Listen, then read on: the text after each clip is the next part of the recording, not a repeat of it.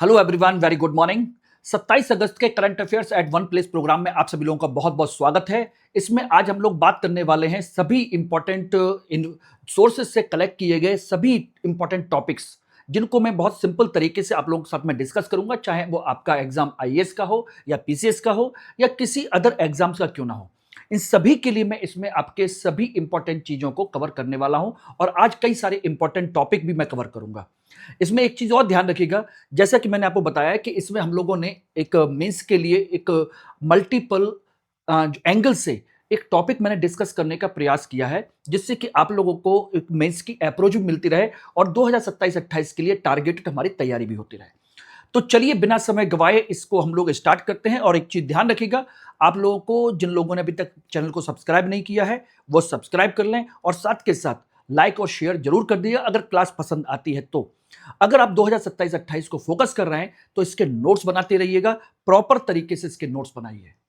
मैं आपको एश्योर करता हूं कि जब ये कंपाइलेशन हमारे पास अच्छा खासा हो जाएगा तो अगले साल जब आप एग्जाम देने जाएंगे तो इससे बाहर शायद ही कोई क्वेश्चन होगा जो आपकी रेंज से बाहर निकलेगा, क्योंकि इसमें हमने जीएस के सभी सेगमेंट के क्वेश्चंस को हम लोग कवर कर रहे हैं। देखिए, चाहे जीएस पेपर 1 का हो, जो भी इंपॉर्टेंट टॉपिक आ सकता है, मैं कहीं से भी जो भी इंपॉर्टेंट होता है मैं कवर करता हूं। जीएस पेपर 2 है या जीएस पेपर 3 है, या अगर लगता है कि जीएस पेपर 4 का भी टॉपिक है, ओके, उसको भी हम लोग कवर करते ही करते हैं। ठीक है ना। तो आज कई सारे इंपॉर्टेंट टॉपिक हैं, बहुत इंपॉर्टेंट है, इन पर हम लोग चर्चा करेंगे। और इस क्लास की पीपीटी के लिए, सारी चीजों के लिए आप लोग फटाफट मुझे मेरे टेलीग्राम ग्रुप को ज्वाइन कर लीजिएगा स्कैन करके, और यहां इंस्टाग्राम पर मुझे फॉलो कर सकते हैं। प्रॉपर सही इंफॉर्मेशन, राइट इंफॉर्मेशन आपके एग्जाम के लिए, नो इधर उधर, नो मनोरंजन, केवल पढ़ाई। ओके, तो चलिए आज का एक सबसे पहले जो मेंस का जो टॉपिक है, मेंस का कह लीजिए, प्री का कह लीजिए, कुछ भी कह लीजिए, एक बहुत बड़ा हॉट टॉपिक है आज का, वो है हमारा इसरो को लेकर के। इसरो में प्राइवेट सेक्टर की एंट्री हो रही है, यानी कि हमारे स्पेस सेक्टर में, या कह सकते हो कि इनडायरेक्टली कह सकते हो कि इसरो का प्राइवेटाइजेशन हो रहा है एक तरीके से, जो कि कहा जाए टेक्निकली सही नहीं है। हाँ, स्पेस सेक्टर में प्राइवेट सेक्टर की एंट्री हो रही है, और जिसका कांग्रेस और अन्य अपोजिशन जो लीडर्स हैं, अपोजिशन पार्टीज हैं, वो सब इसका अपोज कर रहे हैं कि ये नहीं होना चाहिए। यस, अब मैंने इसी पर आप लोगों के लिए एक पूरा का पूरा एक सिस्टम मैंने डिस्कस किया है, और इसकी क्योंकि इसके फंड छोटे हैं तो आप बिल्कुल परेशान मत रहिए। इसका मैं ओरिजिनल आप लोगों को आपके टेलीग्राम ग्रुप में शेयर कर दूंगा, उसको वहां पर पढ़ सकते हो। अभी यहां पर केवल समझने की कोशिश करिएगा। देखिए, है क्या, पहले तो हम समझेंगे इसरो की यात्रा। 1962 में इसको, इसरो से पहले इनको स्पार की स्थापना की गई थी, जो कि हमारे भारत के अंतरिक्ष कार्यक्रम की शुरुआत थी, इनको स्पार। ओके, पहली बात। फिर 1975 से 90 तक स्वदेशी क्षमता का निर्माण किया गया, जिसमें उपग्रह प्रक्षेपण, रिमोट सेंसिंग सैटेलाइट्स में हमने आत्मनिर्भरता हासिल की। 2000 से लेकर के 2010 तक के बीच में हमने पीएसएलवी, जीएसएलवी, चंद्रयान, मंगलयान जैसी बेहतरीन सफलताएं अर्जित की। हमारे स्पेस इसरो की बहुत बेहतरीन अचीवमेंट्स हैं। 2010 से लेकर के 20 तक हमने वाणिज्यिक सेवाओं का विस्तार किया, कॉमर्शियल एक्टिविटीज का, जिसमें अंतरराष्ट्रीय उपग्रह प्रक्षेपण, कम लागत में विश्वसनीय सेवाएं हम लोगों ने दी थी। और 2020 के बाद एक नई सोच, सहयोग और भागीदारी पर हम फोकस कर रहे हैं।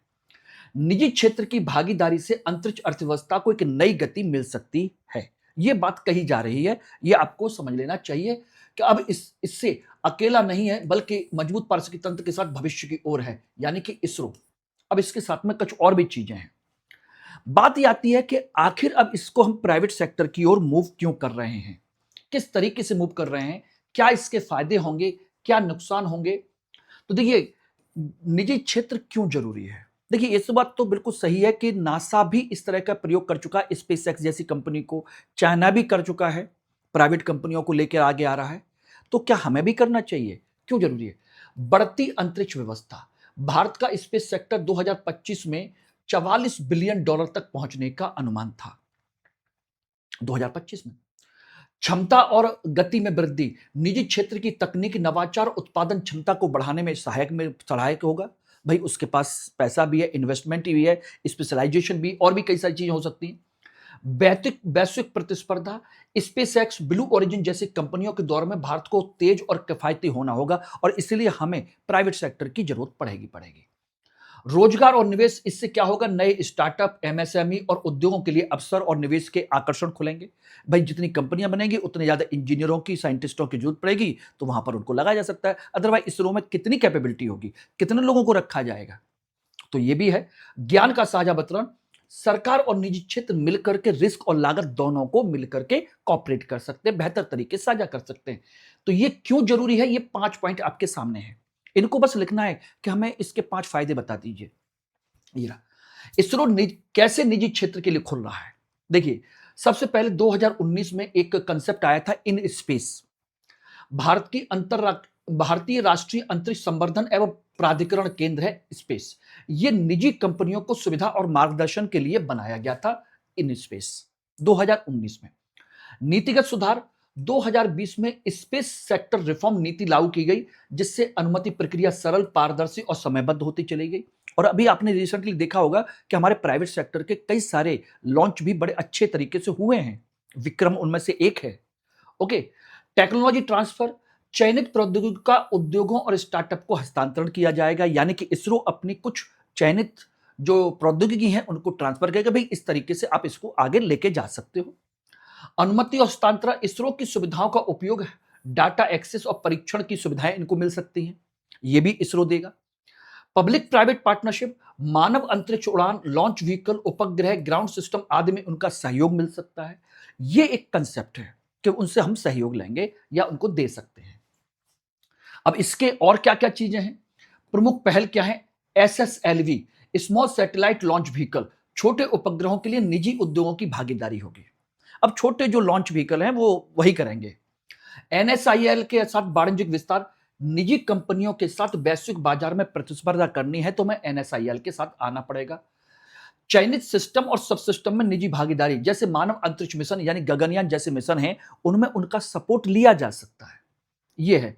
उपग्रह निर्माण में सहयोग, डिजाइन, निर्माण, आपूर्ति में निजी कंपनियों को अवसर मिलेगा। स्टार्टअप और इनोवेशन इकोसिस्टम, स्टार्टअप के लिए फंड, इंक्यूबेशन, मार्गदर्शन जैसी चीजें भी यहां से होंगी। तो ये एक पहल है, इसके माध्यम से यह किया जाएगा। तो लाभ मैंने आपको बता दी क्यों जरूरी है। लाभ होगा, कम लागत में अधिक लॉन्चिंग सेवाएं हो जाएंगी कि भाई अब हम इसरो को छोटे मोटे सैटेलाइट के लॉन्च के लिए खुद की जरूरत नहीं पड़ेगी, उसके लिए कंपनियां हैं। तो इससे कम लागत में अधिक लॉन्च होंगे। और अब जो इसरो है अपने डीप स्पेस जो रिसर्च है उस पर ज्यादा फोकस करेगा। यस। उच्च तकनीक, नवाचार को बढ़ावा मिलेगा, अंतरिक्ष अर्थव्यवस्था में निवेश और वृद्धि होगी, रोजगार के नए अवसर हैं, आत्मनिर्भर भारत की ओर बढ़ेगा। लेकिन इसकी चुनौतियां क्या है, संवेदनशील टेक्नोलॉजी, जो आप टेक्नोलॉजी ट्रांसफर कर रहे हैं बहुत ही हाईली सेंसिटिव है, वो क्या किसी अन्य देश को ट्रांसफर नहीं हो सकती क्या। प्राइवेट सेक्टर है, अपने फायदे के लिए कुछ भी कर सकता है, उसकी सुरक्षा का क्या होगा, पहली बात।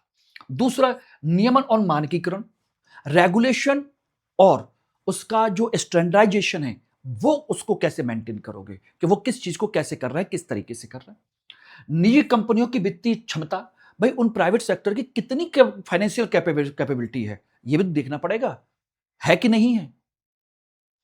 और उसके बाद मानव कुशल संसाधन की उपलब्धता, क्या आपके पास उतने अच्छे साइंटिस्ट और इंजीनियर्स हैं जो इस क्षेत्र में उतना काम कर पाएंगे, ये एक चुनौती है। और सबसे बड़ी, विश्वास निर्माण और उत्तरदायित्व तय करना। विश्वास कैसे होगा नई कंपनियों के साथ, आपने आज इन कंपनियों को लिया और टेक्नोलॉजी ट्रांसफर कर दी, सारी चीजें करी, उनके भरोसे भरोसा कैसे जीतोगे और उत्तरदायित्व कैसे तय किए जाएंगे, इसका क्या सिस्टम है। तो इसके लिए हमें एक दीर्घकालिक रणनीति बनानी पड़ेगी, नियमन में पारदर्शिता लानी पड़ेगी, इकोसिस्टम और स्टार्टअप और इनको सबको एक साथ जो कनेक्ट करना पड़ेगा, R&D और नवाचार में संयुक्त निवेश करना पड़ेगा, वैश्विक साझेदारी और निर्यात पर फोकस करना होगा ही होगा। यह है हमारा कंसेप्ट। तो यह भविष्य की आगे की राह है। तो इसका मैं आपका जो कंसेप्ट है, ये चार्ट है, मैं आपको वहां पर प्रोवाइड करा सकता हूं, उसकी आप टेंशन मत लीजिएगा। समझा मैंने दिया है क्यों जरूरी है, कैसे खुल रहा है, क्या क्या पहल हैं इसमें, लाभ क्या है, चुनौतियां क्या हैं, भविष्य की राह क्या है। और ये एक इसरो का एक कहा जाए कि टाइम बाउंड जो इसका डेवलपमेंट है, वो सारी चीजें मैंने आपको इसमें डिस्कस की है। अब बताइए ये सारी चीजें समझ में आई कि नहीं आई। एक ही चार्ट पर मैंने कई सारे एंगल आपको डिस्कस कर दिए हैं। यस माय डियर, ठीक है। एक ही चार्ट में से आपका सारा काम हो जाएगा। हर तरीके से प्री के लिए, मेंस के लिए हर तरीके से आपका कंसेप्ट क्लियर है। कुछ और इसके अलावा पढ़ने की आवश्यकता ही नहीं है। अब इस पर मेंस का क्वेश्चन देख सकते हो, तो आप इस पर भी क्वेश्चन लिख सकते हो। भारत के अंतरिक्ष क्षेत्र में निजी क्षेत्र की बढ़ती भागीदारी को इसरो के निजीकरण के रूप में नहीं, बल्कि एक नए सार्वजनिक निजी अंतरिक्ष पारिस्थितिकी तंत्र के निर्माण के रूप में देखा जाना चाहिए। प्राइवेटाइजेशन इन स्पेस सेक्टर के संदर्भ में इस कथन का आलोचनात्मक परीक्षण कीजिए। यानी कि हमें इसको प्राइवेटाइजेशन ऑफ इसरो में नहीं देखना चाहिए, बल्कि PPP model in space sector के तौर पर, उसकी क्षमता निर्माण के तौर पर देखना चाहिए। बताइए, इस कथन का विवेचना कीजिए। दूसरा क्वेश्चन है प्री के लिए, भारत के अंतरिक्ष क्षेत्र में हाल के सुधारों के संदर्भ में निम्न कथनों पर विचार कीजिए। इन स्पेस का उद्देश्य निजी क्षेत्र की अंतरिक्ष गतिविधियों को फैसिलिटेट और ऑथराइज करना है। नंबर 1, एनएसआईएल का संबंध इसरो की अंतरिक्ष तकनीकों और सेवाओं के कॉमर्शियलाइजेशन से है। स्पेस सेक्टर रिफॉर्म के बाद इसरो की सभी अंतरिक्ष गतिविधियां निजी कंपनियों को हस्तांतरित कर दी गई हैं। उपरोक्त में से कौन कौन से कथन सही हैं? केवल एक और दो, दो और तीन, और आपके एक और तीन और एक, दो, तीन। बताइए। आंसर आप लोग कमेंट सेक्शन में जरूर दीजिएगा कि इसका सही आंसर क्या है। ओके, मैं वेट कर रहा हूं आप लोगों का। चलिए, अब हम आते हैं अपने टॉपिक की तरफ। जो हमारे डेली बेसिस के टॉपिक हैं उनको हम देखेंगे, प्री के हिसाब से भी, मेंस के हिसाब से भी। अभी हाल ही में बांके बिहारी मंदिर को लेकर के बड़ी चर्चा हुई, इसलिए जीएस पेपर 1 का ये टॉपिक है, बांके बिहारी मंदिर और उसकी कानूनी मान्यता को लेकर के, कि क्या है, कैसे है, किस तरीके से। और बांके बिहारी मंदिर वृंदावन का, आप जानते ही हो। ये रहा। सुप्रीम कोर्ट ने अभी हाल ही में बांके बिहारी मंदिर को दान सीधे देवता के खजाने में जाना चाहिए, यह बात कही है। पुजारी इसे बीच में रोक नहीं सकते। ये उन्होंने स्पष्ट तौर पर कहा कि जो भी दान दाता है वो अपना दान सीधे मंदिर के जो दान पेटी है जो उसमें दीजिए, या फिर आप उनके ऑनलाइन अकाउंट में करिए। ये रहा। बीच में पुजारी को इसमें कोई भी अधिकार नहीं है। एक्चुअल में 2022 की भगदड़ के बाद बांके बिहारी कॉरिडोर की निगरानी की व्यवस्था है। स्वामी हरदास द्वारा स्थापित हरदासी संप्रदाय इसका प्रमुख केंद्र है। देवता की पूजा बाल स्वरूप में की जाती है, के रूप में की जाती है, और इसे नियमित मंगला आरती नहीं होती। देवता की जो मूर्ति है त्रिभंग मुद्रा में विराजमान है। त्रिभंग मुद्रा में, ये ध्यान रखिएगा कैसी है त्रिभंग मुद्रा, यानी कि शरीर के 3 तरीके से उसको एक तरीके से खेलने कूदने में, यूं बांसुरी बजाते हुए, यूं बिल्कुल टेढ़ी होते हुए, त्रिभंग मुद्रा उस तरीके से है। ये ध्यान रखिएगा। तो ये कंसेप्ट है कि मंदिरों में मूर्तियों की संपत्ति के अधिकार, मंदिर प्रशासन में न्यायपालिका की भूमिका का एक विश्लेषण है ये। अब देवता की एक कानूनी व्यक्ति के रूप में कैसे है? देखिए, भारतीय न्यायशास्त्र में प्रतिष्ठित मूर्ति को एक विधिक इकाई माना जाता है, देवता माना जाता है, डाइटी। इसलिए उसी के खजाने में पैसा जाना चाहिए। वो शाश्वत नाबालिग है, सुप्रीम कोर्ट की अदालत है और सेवैत है, यानी कि आपके सेवैत कौन? पुजारी। संपत्ति खरीदी जा सकती है और यह केस लड़ा जा सकता है देवता के बिहाफ पर। यस, कानून देवता को हमेशा नाबालिग मानता है जो संपत्ति खुद नहीं संभाल सकते। दूसरी बात। तीसरी बात, अदालतें देवता की संपत्ति की रक्षा के लिए सर्वोच्च अभिभावक हैं, गार्जियन। सुप्रीम कोर्ट इसका सबसे बड़ा गार्जियन है, इसकी संपत्ति की रक्षा करने के लिए। और मैनेजर, ट्रस्टी, पुजारी केवल प्रबंधक है, वह देवता की संपत्ति का पूर्ण स्वामी नहीं बन सकता है। उसे केवल प्रबंधन करने का अधिकार है, इससे ज्यादा नहीं है। एवरीवन, ये पॉइंट क्लियर हो गया? एक्चुअली प्रॉब्लम यहीं पर इसी बात को लेकर के आ रही थी कि संपत्ति किसकी है, और पुजारी उसको रोक लेते थे और मारपीट होती थी, उनमें आपस में मारपीट होती थी, कई बार हुआ है। वहां पर दान नहीं देने देते, जो दान दाता है, हमारे तुम्हारे जैसे लोग, उनको बीच में ही पकड़ लेते हैं। अरे इधर दो, हम कर देंगे। तो इसको लेकर के बड़ी समस्या आई थी, और ये जनरली वहीं होता है जहां पर ज्यादा व्यवस्था होती है। अयोध्या में इसी तरह से सोचिएगा मिसमैनेजमेंट हुआ। ये रहा। अब एक है आपके आईआर का टॉपिक, आईआर कह लीजिए, ज्योग्राफी कह लीजिए, कहीं भी कह लीजिए। दक्षिणी चीन सागर का सैन्यीकरण। सैटेलाइट इमेजरी से अभी हाल ही में खुलासा हुआ है कि चीन ने विवादित पैरासिल द्वीप समूह में सैन्य रनवे और रडार का निर्माण तेज कर दिया है।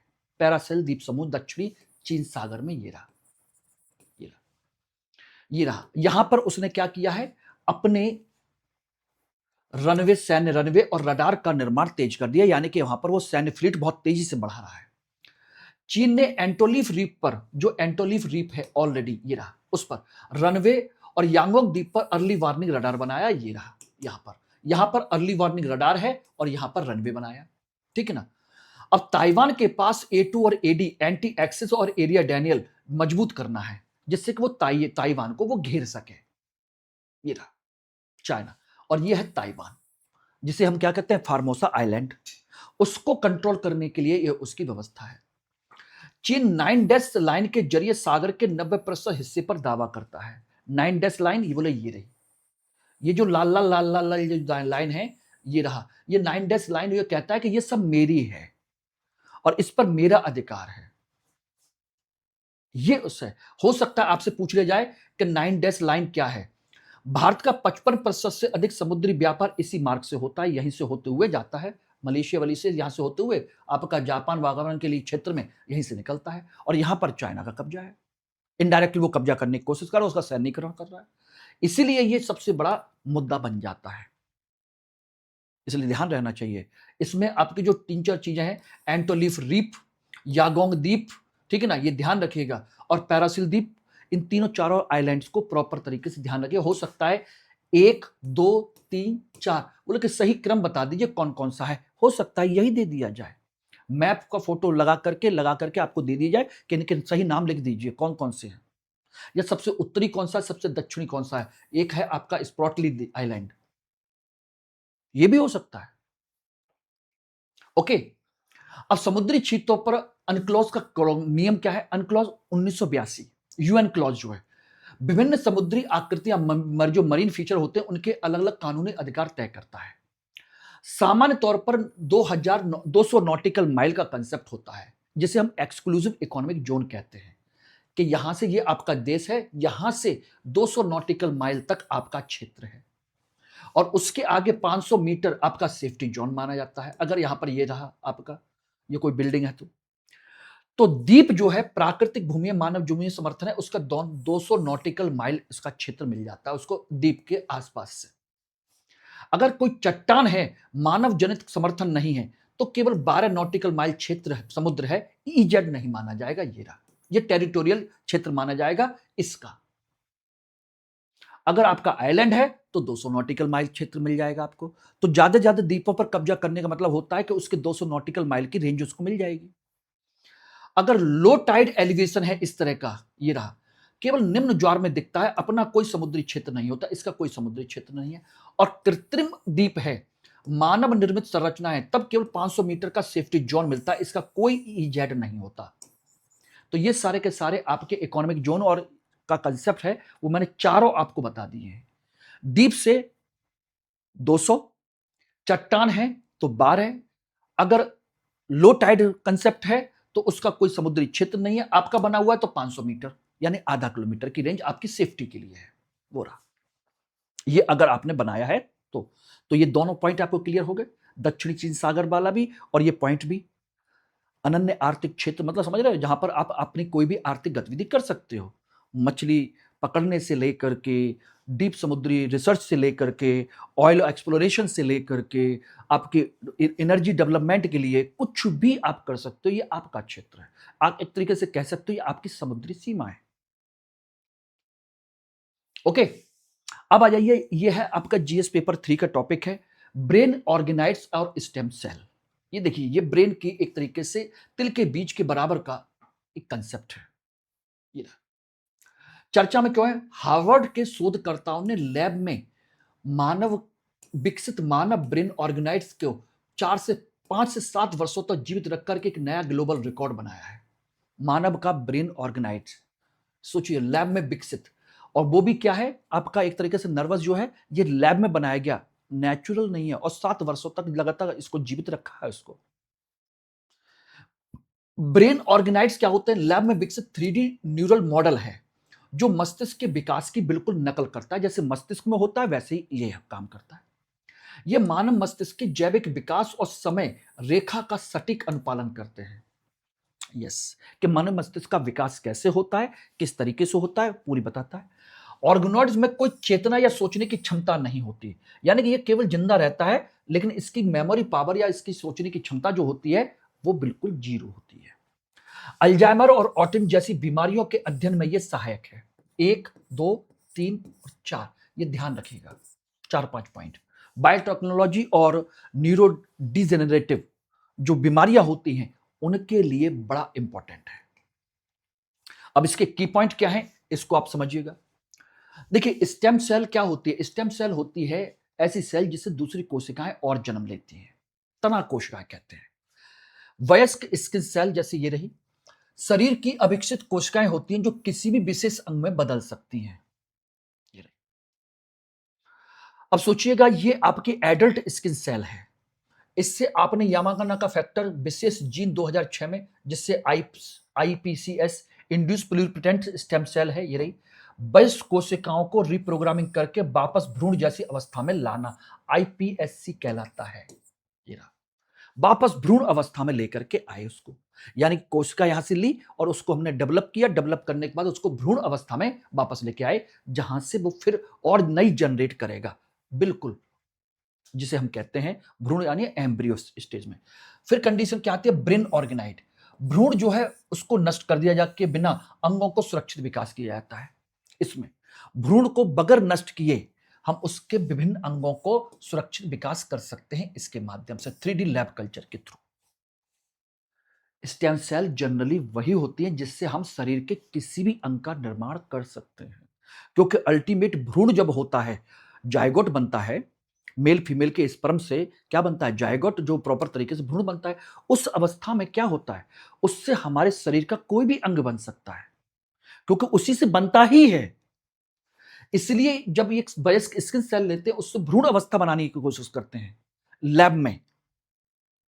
इसमें हमने भ्रूण किसी का जीव का लिया नहीं था, मेल फीमेल का, ये बस बनाया, और बनाने के बाद शरीर का कोई भी अंग बनाइए, और उसी में उन्होंने ये बनाया था, ब्रेन ऑर्गेनाइड बनाया था, उन्होंने लैब में बनाया था इससे, इसलिए लैब ग्रोन कहते हैं इसको। है ना चमत्कारी चीज? स्टेम सेल थेरेपी बहुत आ चुकी है, साइंस टेक में, बायोटेक में पढ़ा होगा आपने, और नहीं पढ़ा है तो पढ़ लीजिए। एक है अरावली पर्वत माला का क्षरण। मैं जहां रहता हूं वहीं से समझ लीजिएगा कि अरावली रेंज बिल्कुल मेरे घर के बराबर से निकलती है। मैं छत पर खड़े होकर के देखता हूं, अरावली रेंज पूरी दिखाई देती है मुझे, साफ साफ, ये समझ लेना। अरावली रेंज, मैं यहीं पर रह रहा हूं, बिल्कुल, ये रहा रायसीना, यहां पर, ये रहा हरियाणा, ये रहा, ये मेरा यहां पर है जगह है रहने की, बिल्कुल इसके किनारे पर। अब ये चर्चा में क्यों है? एक्चुअल में इसको, मैं तो रहता हूं, इसलिए मुझे जानकारी है कि यहां पर बहुत बड़ी तादाद में खदान की जा रही है, उसको तोड़ा जा रहा है।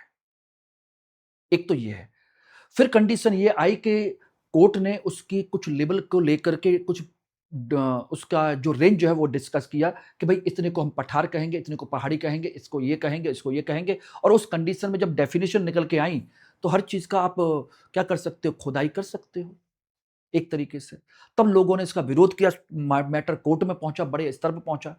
तब उन्होंने फिर इसके लिए बात कही कि भाई इसका सर्वे करिए, सारी चीजें हैं, क्या कंडीशन है, कितना बचा हुआ है, क्या कैसे है, उसी सर्वे को लेकर के मुद्दा है।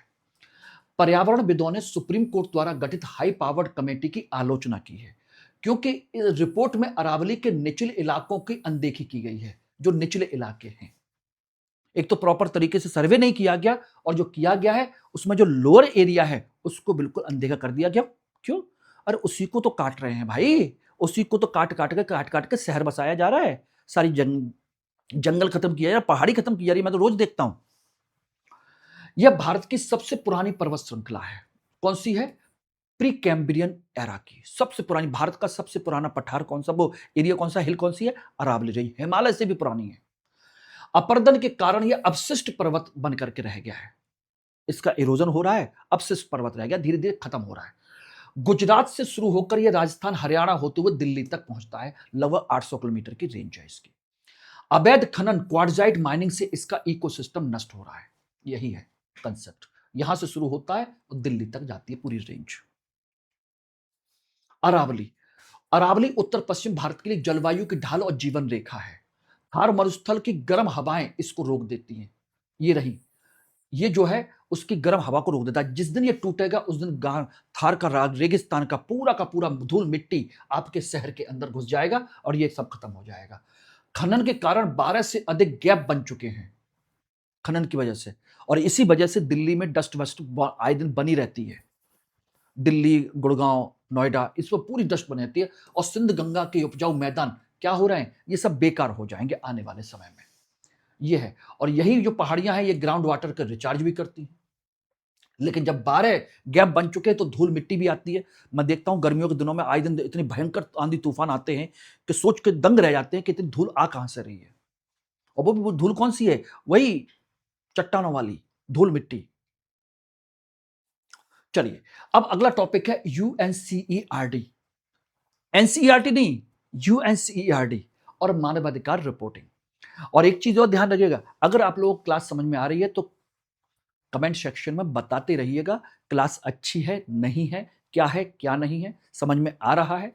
क्योंकि इतना मैं पूरी कोशिश कर रहा हूं कि आप लोगों को बेस्ट से बेस्ट करने की कोशिश की जाए और इसको और बेहतर बनाने की कोशिश की जाए। लेकिन आप लोगों का सपोर्ट जो है कहीं ना कहीं थोड़ा कम है, इसमें और बच्चे कहीं ना कहीं लिमिटेड जुड़ रहे हैं।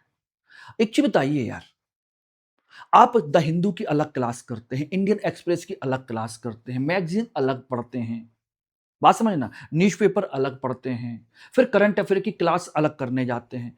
जब ये सारी चीजें आपको एक जगह मिल जाएं, पीआईबी से लेकर के, द हिंदू से लेकर के, आपके इंडियन एक्सप्रेस से लेकर के, मिंट से लेकर के, तो आपको भटकना क्यों है यार? वाई? क्यों भटक रहे हैं इतना? यहीं पर रहिए ना यार, यहीं पर रहिए और लोगों को जोड़िए ज्यादा से ज्यादा, कहीं भटकने की आवश्यकता नहीं पड़ेगी। यस, तो चलिए आ जाइए यूएनसीईआरडी। अब मुझे नहीं पता कि आप लोगों ने ये सब करंट की न्यूज पढ़े हैं कि नहीं पढ़े हैं। ये कंफर्म है कि अरावली वाला हाल फिलहाल तो नहीं पढ़ा होगा, कंफर्म है। संयुक्त राष्ट्र नस्लीय भेदभाव उन्मूलन समिति, पूरा नाम देख लीजिए, ये रहा यूएनसीईआरडी, ने भारत में एससी एसटी और शरणार्थियों रोहिंग्या के मानवाधिकारों पर अपनी रिपोर्ट में चिंता व्यक्त की है। ये रहे, एससी एसटी और रोहिंग्या शरणार्थियों को लेकर के अपनी चिंता व्यक्त की है यूएनसीईआरडी ने। भारतीय दल ने सॉलिसिटर जनरल के नेतृत्व में यूएनसीईआरडी के सामने अपना पक्ष रखा। जो हमारे भारतीय सॉलिसिटर जनरल है उनके सामने यूएन पैनल ने हेट स्पीच और मनमानी हिरासत पर सवाल उठाए कि किसी को भी आप कहीं पर भी उठा के बंद कर दे रहे हो। भारत ने स्पष्ट किया कि संविधान में भेदभाव के खिलाफ मजबूत सुरक्षा के उपाय हैं।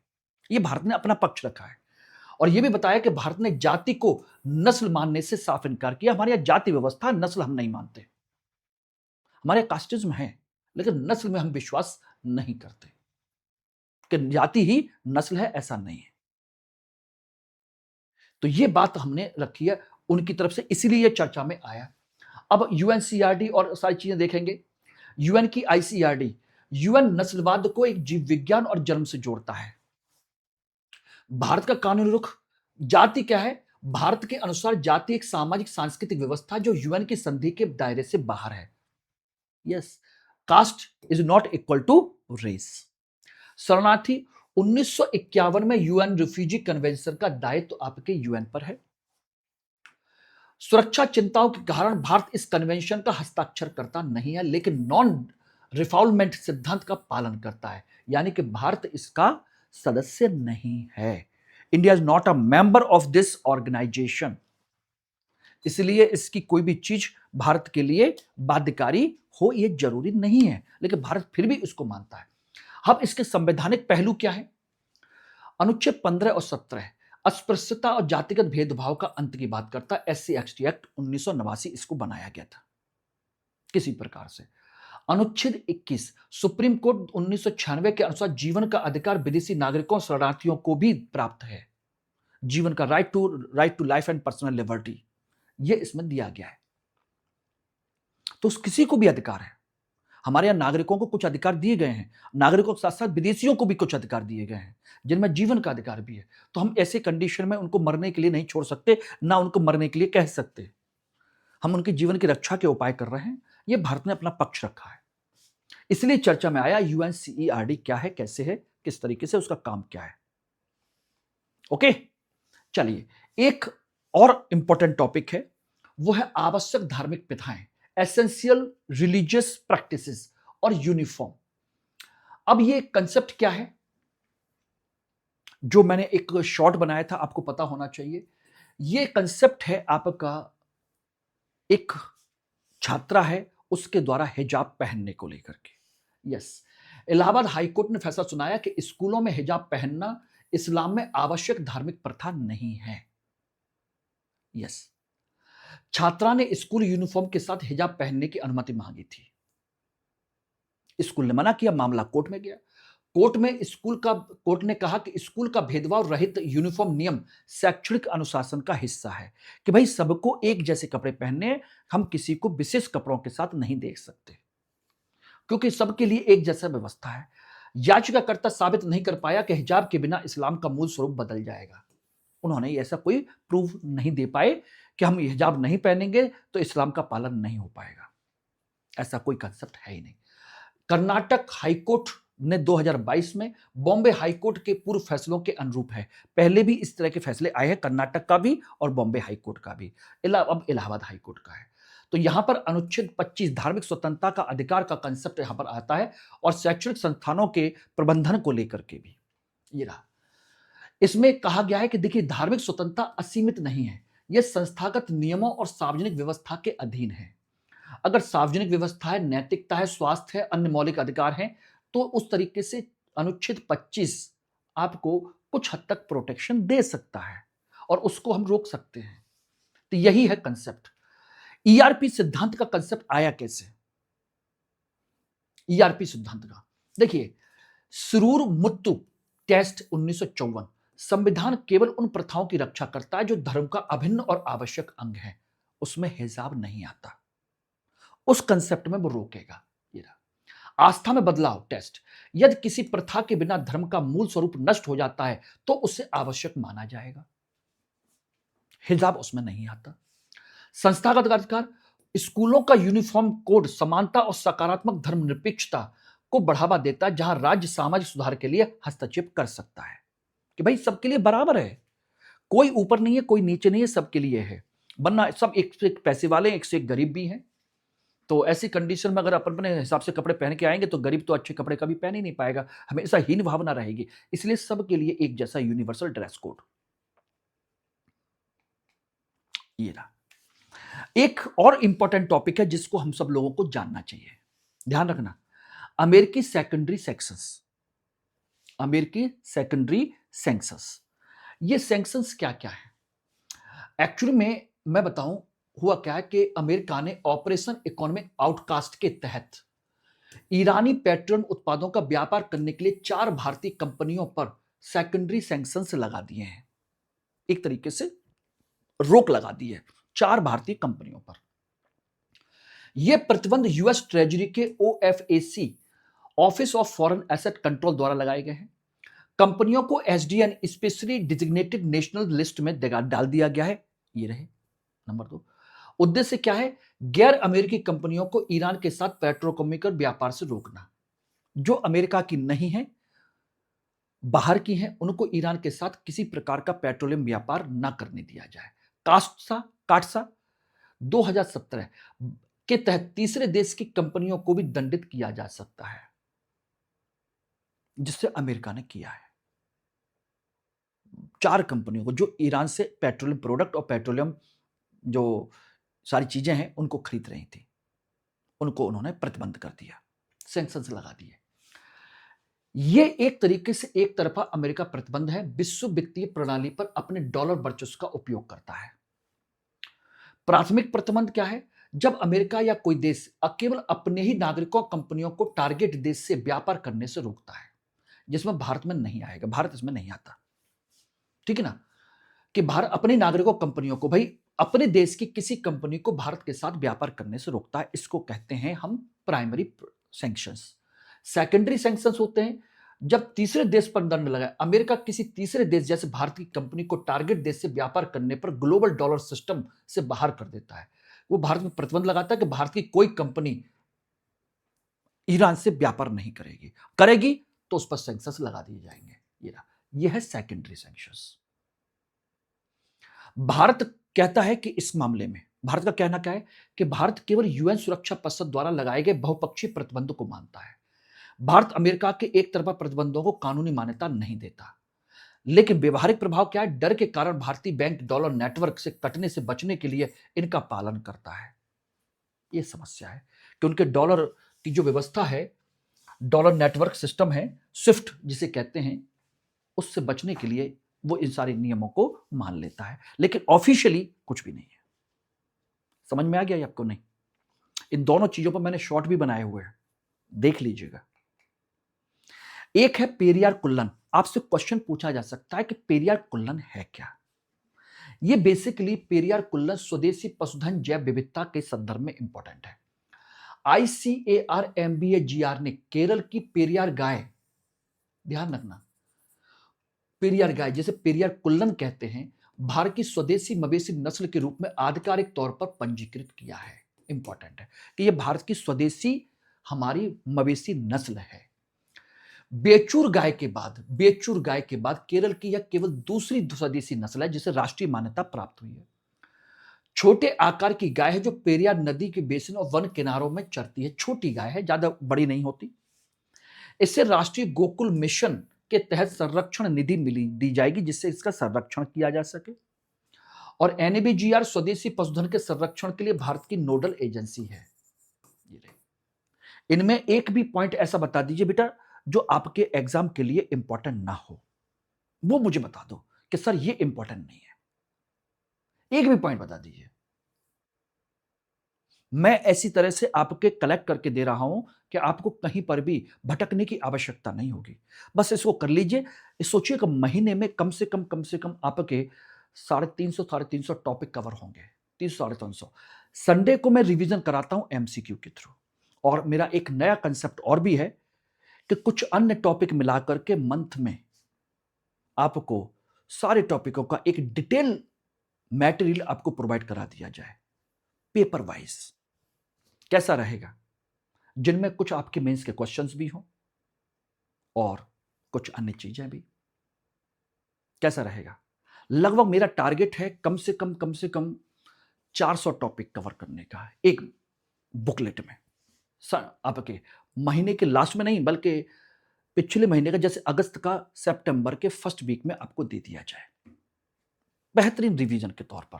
लगभग 400 टॉपिक का कंपाइलेशन जितना मैंने यहां पे किया है उससे थोड़ा सा और ज्यादा उसमें, यानी कि इनकी और डिटेल थोड़ी सी, कि प्री और मेंस का कोई टॉपिक आपका ना बचे। अब मुझे बता दीजिए कैसा रहेगा? क्यों भाई, मस्त रहेगा ना? बताइएगा। और यह भी बताइएगा कि उसे कैसे आप लोगों तक उपलब्ध कराया जाए, फ्री ऑफ कॉस्ट या कुछ नॉमिनल चार्ज या कुछ और, क्या रहना चाहिए, किस तरीके से? क्योंकि इतना मुझे पता है कि फ्री की चीज उतनी महत्वपूर्ण नहीं होती है, थोड़ा सा तो करना चाहिए। वो आप लोग बताइएगा कमेंट सेक्शन में, वेट करूंगा मैं आप लोगों का। अब स्वदेशी नस्ल जिसे जैबू बनाम विदेशी एक्सोटिक क्या कहते हैं? जलवायु परिवर्तन के दौर में स्वदेशी मवेशी अधिक प्रासंगिक है। स्वदेशी मवेशी क्या होते हैं? ताप सहनशीलता, बहुत उच्च ताप को सहन कर सकते हैं। इनमें रोग प्रतिरोधक क्षमता काफी ज्यादा होती है। शारीरिक विशेषता, इनमें कुबड़ और ढीली त्वचा होती है, इसलिए ये थोड़ा सा बच जाते हैं, अच्छे रहते हैं। इनका जो दूध होता है वो A2 प्रोटीन का वाला दूध होता है जो पचने में आसान होता है। और लागत चारा, कम लागत में जंगली घास पर ये पाले जा सकते हैं। देसी गाय, देसी जो जानवर होते हैं। विदेशी, इनकी ताप सहनशीलता कम होती है, दूध उत्पादन घट जाता है, कमजोर होते हैं, इनकी रोग प्रतिरोधक क्षमता, इनमें कुबड़ नहीं होता, A1 प्रोटीन वाला होता है जिसको पचाना बड़ा मुश्किल होता है, और महंगा और व्यावसायिक चारा चाहिए होता है इनको, तब जाकर के ये दूध देते हैं। एक है UNMIS, UN miss and blue helmets की सुरक्षा। ये क्या चीज है भाई? समझिएगा। आज कहोगे सर आज UN के कई सारे टॉपिक उठा दिए। बेटा डिपेंड करता है उस दिन के टॉपिक्स के पर, मैं नहीं उठाता। ये टॉपिक जो चर्चा में आए होते हैं उनको मैं कवर करता हूं। अभी हाल ही में दक्षिणी सूडान में संयुक्त राष्ट्र मिशन के काफिले पर हुए सशस्त्र हमले के बाद भारत ने कड़ी कूटनीतिक निंदा की है कि भारत के UN जो मिशन है उस पर अटैक हुआ, तो भारत कड़ी कूटनीतिक निंदा करेगा। भाई UN पीस कीपिंग मिशन है, वो आपकी शांति के लिए, उस पर अटैक क्यों? हमले में 2 इथियोपियाई शांति रक्षकों की मौत हो गई जो इथियोपिया के थे, पीस कीपर थे। भारत ने यूएनएससी प्रस्ताव 2589 जिसे 2021 में भारत की अध्यक्षता में पारित किया गया था के तहत जवाबदेही की मांग की है कि इसकी जवाबदेही किसकी है। भारत यूएन मिशन में सेना और पुलिस भेजने वाला शीर्ष देशों में से एक है। लगभग 2000 से ज्यादा सैनिक भारत के इसमें रहते हैं। भारत या मल्टी स्पेशलिस्ट अस्पताल और महिला शांति दूत भी तैनात करता है। और इस पर मैंने आपको बताया भी था कि हमारा महिला का पुलिस बल भी इसमें ज्वाइन किया है कुछ समय पहले। मैंने करंट टॉपिक में आपको डिस्कस भी किया था। अब ये यूएन पीस कैपस्टोन सिद्धांत 3 स्तंभों पर आधारित है। देखिए, एक होती है सहमति, मेजबान देश और संघर्ष पक्षों की औपचारिक सहमति होती है कि ठीक है भाई आप भेज दीजिए, हम भेजने के लिए तैयार हैं, वो बुलाने के लिए तैयार है, ठीक है भाई भेज दीजिए। जब दोनों सहमत होंगे तो ही जाएंगे, पहला सिद्धांत। दूसरा निष्पक्षता, किसी भी पक्ष के प्रति पूर्वाग्रह के बिना नागरिकों की रक्षा करना। कोई भी हो नागरिकों की रक्षा करेगी हमारी पीस कीपिंग मिशन। तीसरा बल प्रयोग, केवल आत्मरक्षा या शासनादेश की रक्षा करने के लिए ही इसका उपयोग किया जाता है, वो भी अंतिम विकल्प के तौर पर। यह है 3 स्तंभ आपके यूएन पीस कीपिंग मिशन के। कैपस्टोन सिद्धांत क्या है? तो क्वेश्चन आपसे पूछा जा सकता है, कैपस्टोन सिद्धांत का संबंध किससे है? क्यों भाई? Is it clear? समझ में आ गया? तो यह है अंतरराष्ट्रीय कानून क्या कहता है। रोम संधि के तहत शांति रक्षकों पर जानबूझकर किया गया हमला युद्ध अपराध माना जाता है। ये रहा रोम संविधि जो है, स्टैट्यूट संविधि, उसके अनुसार, यानी कि शांति रक्षकों पर हमला अंतरराष्ट्रीय कानूनों का सीधा उल्लंघन है। यूएनएससी 2589 के तहत मेजबान देश को अपराधियों को दंडित करना अनिवार्य है कि जिन्होंने किया है, मेजबान देश उन अपराधियों को पकड़े, उनको दंडित करे कि भाई आपने ऐसा क्यों किया है। ये रहा आपका कंसेप्ट। एक इंपॉर्टेंट टॉपिक और भी है जिसे हम कहते हैं जेनेसिस योजना और डीप टेक स्टार्टअप। ये रहा, ये आपके देखा जाए तो इकोनॉमी, साइंस, टेक दोनों से मिलता जुलता टॉपिक है। इलेक्ट्रॉनिक्स और आईटी मंत्रालय ने टीयर 2 और टीयर 3 शहर, जो छोटे और उनसे छोटे जो शहर हैं, के शहरों के इनोवेटर्स के लिए जेनेसिस EIR, एंटरप्रेन्योर इन रेजिडेंस, कोहॉर्ट लॉन्च किया है। ये रहा, यानी कि छोटे छोटे शहरों में उद्यमियों को बढ़ावा देने के लिए ये उन्होंने लॉन्च किया है। जेनेसिस क्या है?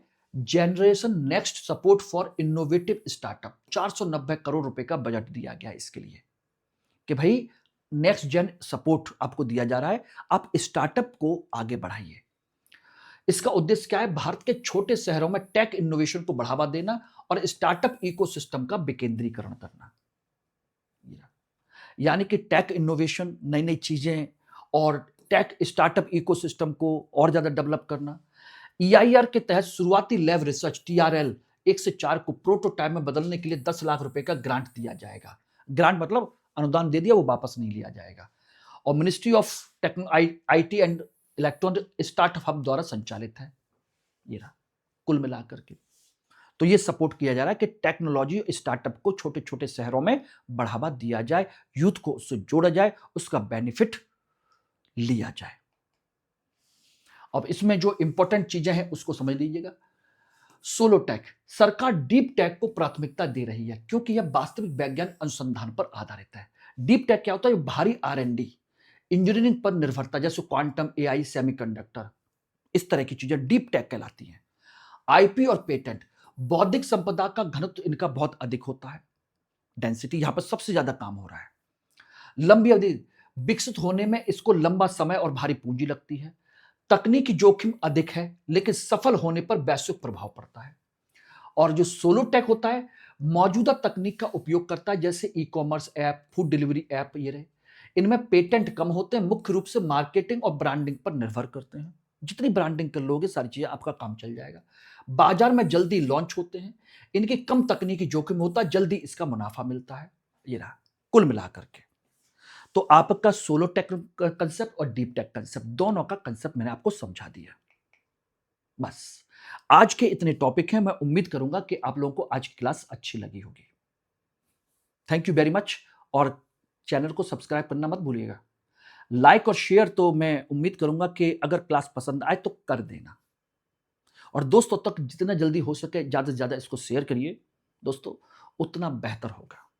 जितना कमेंट सेक्शन में कमेंट करेंगे, समझ लीजिए डिस्कस करेंगे, बातचीत करेंगे, उतना ज़्यादा इस पर हम लोग और आपको रिएक्ट करेंगे। आप क्या पूछते हैं, क्या नहीं पूछते हैं, आप बात करिए, मैं जवाब देने के लिए तैयार हूँ कमेंट सेक्शन में।